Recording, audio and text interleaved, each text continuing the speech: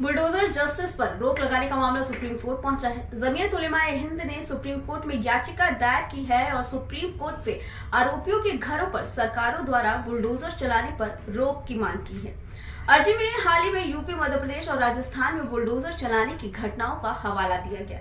वरिष्ठ वकील दुष्यंत दवे ने इस अर्जी पर जल्द सुनवाई की मांग की। यह अर्जी जहांगीरपुरी मामले में ही वकील फरोख रशीद द्वारा दाखिल की गई है। इस मामले में सुप्रीम कोर्ट आज सुनवाई करेगा।